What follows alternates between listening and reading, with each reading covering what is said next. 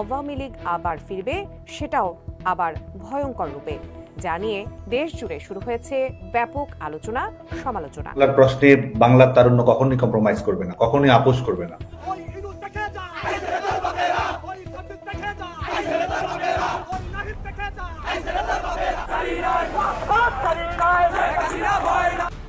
গত 16 জুলাই গোপালগঞ্জে আইনশৃঙ্খলা রক্ষাকারী বাহিনী যেভাবে আওয়ামী লীগ নেতাকর্মীদের উপর হত্যাকাণ্ড চালিয়েছে তা বাংলাদেশের জন্য অত্যন্ত লজ্জাজনক। ইতিমধ্যে উক্ত বিষয়টি প্রকাশিত হয়েছে আন্তর্জাতিক গণমাধ্যমে।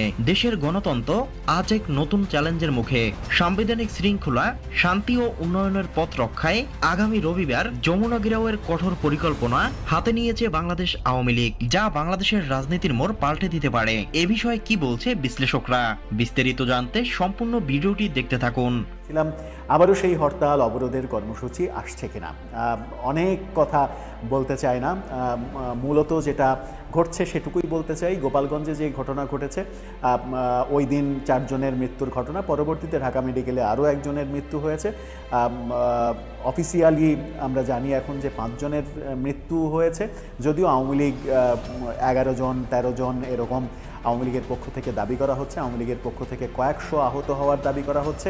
এদিকে পুলিশের পক্ষ থেকে 475 জনের মতো আসামি করে মামলা দায়ের করা হয়েছে। সেটাকে কেন্দ্র করেও আবার অনেকে বলছেন যে গোপালগঞ্জে যে র্যান্ডম অপারেশন চলছে, কারফিউ জারি করে রাতের অন্ধকারে যে অপারেশন চলছে, এবং সেই অপারেশনে নৌবাহিনীকে পর্যন্ত যুক্ত করা হয়েছে। কোস্টগার্ড নৌবাহিনী গোপালগঞ্জের নদী দিয়ে সব সময় টহল দেওয়া শুরু করেছে। তখন মনে হচ্ছে যে এক ধরনের যুদ্ধ পরিস্থিতি তৈরি হয়েছে। সেই যুদ্ধ পরিস্থিতির মধ্যে নির্দিষ্ট অভিযুক্তরা ছাড়া সব মানুষের, সব পরিবারের পুরুষ মানুষদের, এমনকি মহিলাদেরও নির্যাতন করা, নিপীড়ন করা, এই ঘটনাগুলো যেন না ঘটে সেই ব্যাপারেও অনেকে কথা বলছেন। যখন সেই কথা বলছেন তখন আমরা আওয়ামী লীগের প্রচার শুরু করেছে তারা, দেখলাম যে রবিবারে তারা সকাল 6টা থেকে সন্ধ্যা 6টা পর্যন্ত হরতালের ডাক দিয়েছে। বাংলাদেশের মানুষ কি এখন হরতাল পালন করবে? দেশে থেকেও একটা রাজনৈতিক দল, ধরা যাক এই মুহূর্তে সবথেকে বড় রাজনৈতিক দল বিএনপি, তারাও যদি হরতালের ডাক দেয়, তাহলেও কি জনগণ সেই ডাক মানবে? বাংলাদেশে কি আর হরতাল হয়? হরতালের সংস্কৃতি তো সেই 15 বছর আগে শেষ হয়ে গেছে। হরতাল দিলেও কেউ আর হরতাল পালন করে না। বিএনপিকে আমরা দেখেছি একটানা 94 দিন পর্যন্ত হরতাল দিতে, কিন্তু সেই তারপর থেকে 2014 সেই সময়ের পর থেকে আমরা হরতালকে একেবারে বিষমুক্ত অবস্থায় দেখতে পাচ্ছি বাংলাদেশে। হরতাল দিলে মানুষ আর হরতাল মানে না, বাস শ্রমিকরাও হরতাল মানে না, কারণ তাদের পেটের খিদাটা আগে। সুতরাং হরতাল দিয়ে যে কিছু হবে না সেটা বোঝাই যায়। তারপরেও তারা আহ্বান জানিয়েছে। কিন্তু এখানে একটা মজার এবং অবাক করা এবং ব্যাপারটা হাস্যকরও মনে হতে পারে যে আওয়ামী লীগের মূল ধারার কেউ এই ডাকটা দেননি। যুক্তরাষ্ট্র আওয়ামী লীগ থেকে এই ডাকটা দেওয়ার কথা শুনলাম। মানে ভিডিওতে তারা ঘোষণা করছে, একটা সমাবেশ থেকে তারা ঘোষণা করছে।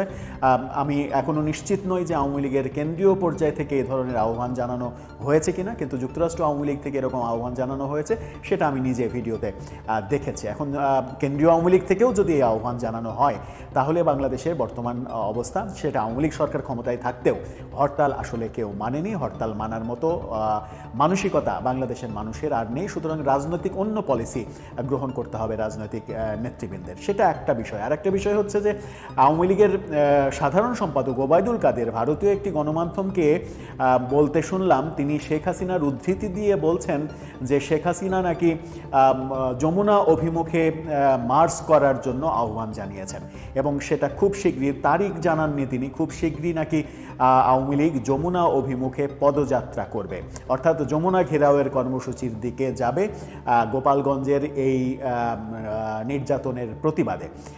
যদি সেরকম কিছু হয় তাহলে পরিস্থিতি ঘোলাটে হওয়ার সম্ভাবনা রয়েছে। গোপালগঞ্জের আগুনটা যদি ঢাকাতে চলে আসে, রাজধানী যদি উত্তপ্ত হয়ে যায়, তাহলে সেটা মানে গোপালগঞ্জ উত্তপ্ত হওয়ার মাধ্যমে সারা বাংলাদেশ উত্তপ্ত, কখনোই একটা জেলাকে উত্তপ্ত করে সারা বাংলাদেশ উত্তপ্ত হওয়ার ঘটনা আমরা দেখিনি। যতক্ষণ পর্যন্ত না রাজধানী উত্তপ্ত হয়েছে, ততক্ষণ পর্যন্ত সেটা সারা বাংলাদেশে বিকেন্দ্রীকরণ হওয়া, ছড়িয়ে যাওয়া, এই দৃশ্য রাজনৈতিক পটভূমিতে আমরা দেখিনি। সেই ক্ষেত্রে রাজধানীটা খুবই ইম্পর্টেন্ট। তো সেই রাজধানীতে যদি উত্তেজনা উত্তেজনা তৈরি করতে পারে আওয়ামী লীগ, তাহলে একটা বড় বিশৃঙ্খলার দিকে চলে যেতে পারে দেশ।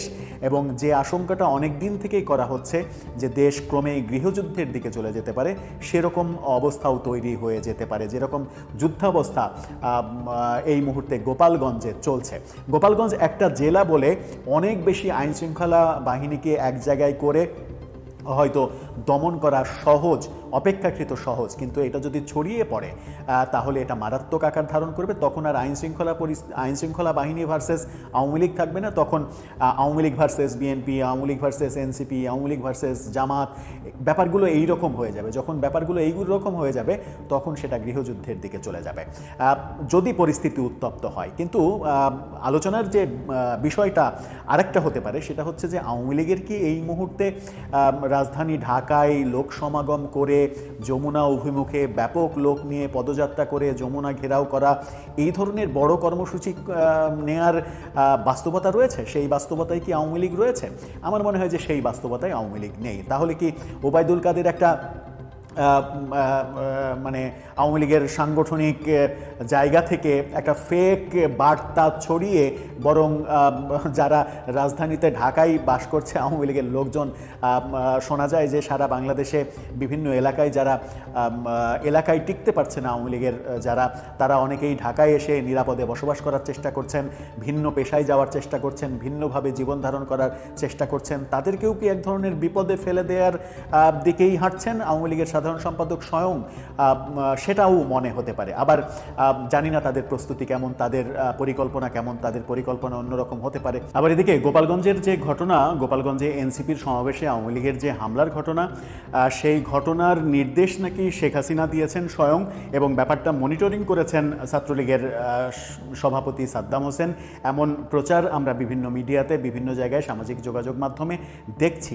এখন দেখার বিষয় যে ঢাকার ব্যাপারটা কে নির্দেশ দেন, কে মনিটরিং করেন। যদিও ওবায়দুল কাদের বলেই দিয়েছেন যে শেখ হাসিনা নির্দেশ দিয়েছেন পদযাত্রার, কিন্তু কবে নাগাদ সেই নির্দেশ কার্যকর হবে সেটা কিছু বলেননি। কিন্তু আমাদের আশঙ্কার জায়গা সেটা হচ্ছে যে এই নির্দেশ যদি কার্যকর হতে যায় তাহলে যে পরিস্থিতি তৈরি হবে, আইনশৃঙ্খলা রক্ষাকারী বাহিনী ভার্সেস আওয়ামী লীগ যদি মুখোমুখি হয়ে যায়, তাহলে ঢাকার মানুষের, রাজধানীর মানুষের যে জীবনযাপন, সেই জীবনযাপনগুলো আমার মনে হয় যে অনেক বেশি কঠিন হয়ে যাবে। রাজধানী আবার অস্থির হয়ে যাবে। 5 আগস্টের পরে রাজধানীবাসীর যেমন ঘুম হারাম হয়ে গিয়েছিল, চুরি, ছিনতাই, ডাকাতি প্রতিনিয়ত, রাজধানীর প্রতিটা গলিতে গলিতে মানুষ সারা রাত জেগে নিজেদেরকে পাহারা দিয়েছে, সেই রকম অস্থিতিশীল পরিবেশ যদি আবার তৈরি হয় তাহলে সেটা কোনোভাবেই কাম্য হতে পারে না।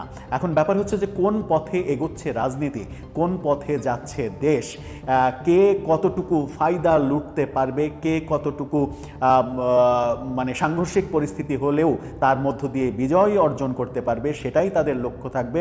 মাঝখান থেকে ভোগান্তিতে পড়ব আমরা যারা সাধারণ জনগণ তারা। সেই ক্ষেত্রে রাজনীতিবিদ এবং সরকার, রাজনীতিবিদ, প্রশাসন, তারা কি আদৌ জনগণের কথা ভেবে দেখবে? জনগণের ভালোর দিক, মন্দের দিকটা তারা কি ভেবে দেখবে? গতকালকেই একটা ভিডিওতে বলছিলাম যে একজন নাট্য পরিচালক, অভিনেতা, তিনি ফেসবুকে পোস্ট দিয়েছেন যে আপনারা ভেবে অবাক হবেন যে রাজনীতিবিদরা শুধুমাত্র মানুষের সেবা করার জন্য একে অপরের সঙ্গে মারামারিতে লিপ্ত হয়। হাস্যকর হলেও জীবনের চরম, বাংলাদেশের রাজনৈতিক জীবনের চরম সত্যটা তিনি তুলে ধরে এনেছিলেন। সেটা আমাদের কাছে কাম্য নয়। আমাদের কাছে কাম্য আমরা কিভাবে সুস্থ স্বাভাবিকভাবে বেঁচে থাকব, বসবাস করব সমাজে। সেখানে সরকারকে যেমন ভূমিকা পালন করতে হবে, রাজনৈতিক দলগুলোকেও ভূমিকা পালন করতে হবে। কারণ রাজনৈতিক দল তার রাজনীতি করবে, এটাই স্বাভাবিক, তার সুবিধা ভাববে, এটাই স্বাভাবিক। সরকার দেশকে ঠিক রাখার জন্য সরকারের পদক্ষেপ নেবে, এটাই স্বাভাবিক। কিন্তু দুই পক্ষ যেন এমন কোনো ক্ল্যাশে লিপ্ত না হয়, এমন কোনো পরিস্থিতি দুই পক্ষই তৈরি না করে যেন সাধারণ মানুষের জীবনযাত্রা অতিষ্ঠ হয়ে পড়ে। দর্শক, এই ব্যাপারে আপনার মতামত জানিয়ে লিখতে পারেন আমাদের কমেন্ট।